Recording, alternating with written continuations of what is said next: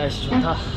오늘 저녁에 애증의 나라 여기 인도를 떠납니다. 제가 여기 인도 여행이 횟수로는 2번째고 총 세보니까 한 5개월 정도 여행을 했더라고요. 이번 인도 여행도 저번과 마찬가지로 결과론적으로 보면 정말 재밌었습니다. 사실 유튜브상에서 너무 인도에 대해서 안 좋게만 비춰져 있는 모습들이 많아서 조회수와 노출의 관점을 봤을 때는 그게 어쩌면 맞는 것 같습니다.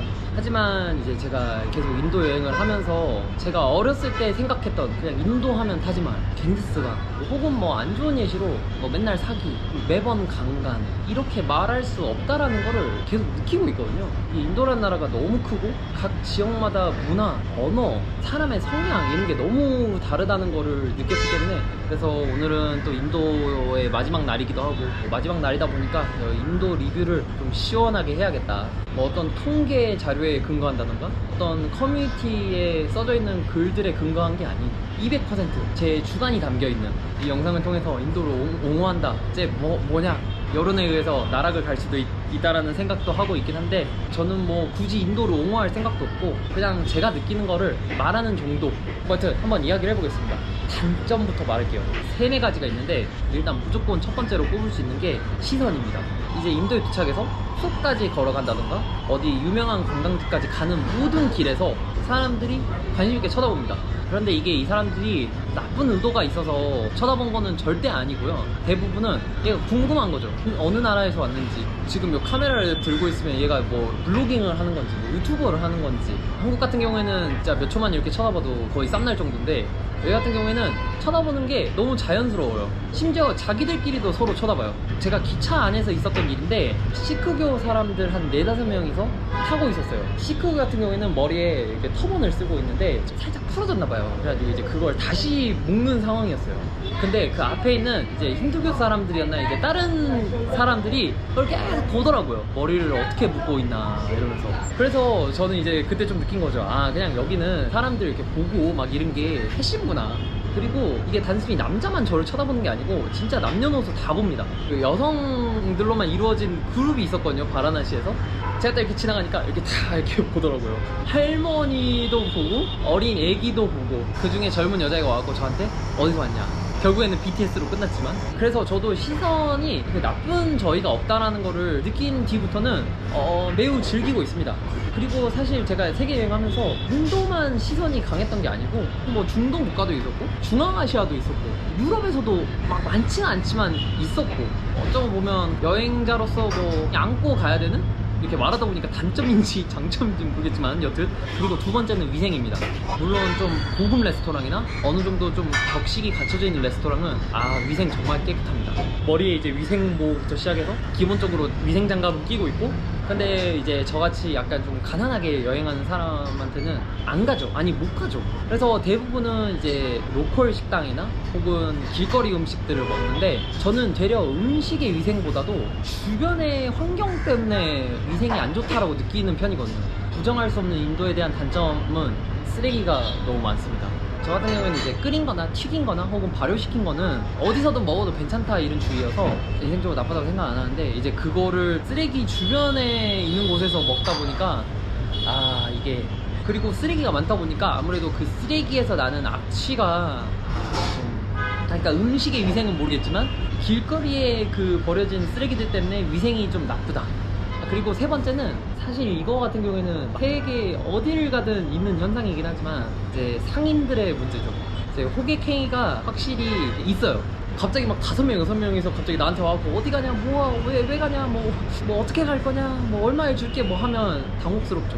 그러니까 마치 그런 느낌이에요. 지금은 좀 많이 사라졌지만 저 옛날만 해도 막 밀레올에 막 상인들이 와가지고 막 여기로 와 저기 와 막 혹은 뭐 핸드폰 가게 앞에서 막 오라고 뭐 핸드폰 기종 뭐냐 뭐 하면 막 이렇게 되잖아요.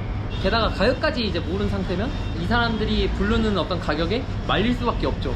눈 뜨고 가격을 코베일 수 있습니다. 제가 들렸던 도시들은 정찰제가 아니어가지고 가격이 들쑥날쑥합니다. 그 가격 여기 협상하면서 선제시를 할 때 정말 많게는 2배 정도 불렀던 거는 사실이다. 뭐 심지어 로컬 분들한테도 가격 후려치기가 있습니다. 왜냐면 이 사람들이 언어로 알더라고요. 저희도 정확히 어디 도시에서 온지는 몰라도 적어도 경상도나 전라도에서 왔구나 이 정도는 알잖아요. 여기 사람들도 억양이나 이런 걸로 얘 타 지역에서 왔다, 100루피 더 불러야겠다 그래서 인도 로컬 친구들하고 또 이야기하다 보면 별 이야기 다 나옵니다. 다양하게 눈탱이 맞은 썰을 들을 수 있습니다. 뭐 여튼 그래서 협상을 해야 되는 게 단점이긴 한데, 경찰제가 없는 나라에서는 이제 대부분 협상을 했고, 심지어 정찰제인 나라에서도 후레치기가 있잖아요. 저희 수산물 시장 가면 가끔 물 더 해가지고 모두가 그런 건 아닙니다. 근데 뭐 그런 이야기도 있잖아요. 저는 뭐 즐기고 있습니다. 이제 마지막 단점 같은 경우에는 저희랑은 좀 많이 다른 부분의 생활 패턴이라고 할까요? 인도인들마다 생활 패턴이 다 다르고 문화권이 다 다르다 보니까 다 다르긴 하지만 공통적으로 좀 비슷하면서도 한국의 문화로 봤을 때는 완전 다른 그런 단점들이 뭐가 있냐면, 공공장소에서 되게 라우드합니다. 예를 들어서 저녁에 호스텔에서 전화를 크게 받는다든가, 기차 같은 경우에서도 저녁에 잘 때 시끄럽게 떠든다든가, 혹은 길거리 걷다 보면 이제 쓰레기 이렇게 치우시는 분들이 되게 많거든요. 그냥 사람 지나가도 그냥 계속 쓸어요. 그러니까 먼지 그냥 사람 쪽으로 쓸어요. 뭐 이런 것들. 제가 생각했을 때는 여기 인도 분들이 떠드는 거나 영역 침범 이런 거에는 관대한 것 같아요. 이거에 대해서 많이 민감하신 분들은 힘들 수도 있겠다 이런 생각을 합니다. 뭐 여튼 이제 단점 여기까지 하고 장점을 한번 가봅시다. 첫 번째로 바로 떠오르는 게 뭐냐면, 교통이 너무 잘 돼 있어요. 그러니까 제가 말하는 거는 교통의 어떤 질이 아닙니다. 뭐 도로가 완전 멋있게 잘 깔려 있다던가, 뭐 SRT처럼 빠른 기차 이런 게 아니고, 이 인도가 정말 크잖아요. 그런데 제 경험상 어디든 웬만하면 이틀 안짝으로 갈 수 있어요. 웬만하면 기차가 있고 또 웬만하면 버스가 있습니다.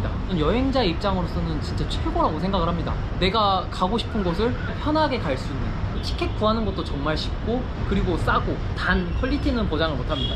그렇다 해서 막장으로 나쁜 퀄리티도 아니다.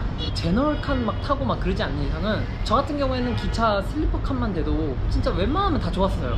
여튼 그 교통수단 인프라가 잘 돼 있다는 게 저는 최고의 매력이라고 생각을 하고, 이제 두 번째 장점 같은 경우에는 영어 언어 능력입니다. 제가 지금까지 여행을 하면서 만났던 인도 분들 진짜 90% 이상은 최소 기본 회화 정도는 합니다. 그러니까 여행자 입장에서 자기의 어떤 상태나 상황을 편하게 이야기할 수 있다는 게 정말 큰 장점이라고 저는 생각하거든요. 이게 비교하면 안 되지만 중앙아시아 여행할 때는 이게 언어 때문에 서로 간에 오해가 있었던 적이 정말 많았어요. 화도 내고 막 스트레스도 많이 받고 그랬는데, 인도에서는 제 경험상으로는 오해가 서로 간에 생겼던 적이 없었어요. 처음 보는 상황이나 혹은 낯선 곳에 오면 이렇게 몇 마디만 물어봐도 쉽게 정보를 얻을 수 있었거든요. 단 인도 그 억양이 있거든요. 학창 시절에 배웠던 네이티브 스피커의 억양과는 완전 많이 달라서 약간 듣기 좀 힘들 수도 있어요. 그래도 막 깊은 대화까지는 아니더라도 원하는 거 혹은 처해 있는 상황 정도는 서로 통한다. 단어만 말해도 되니까.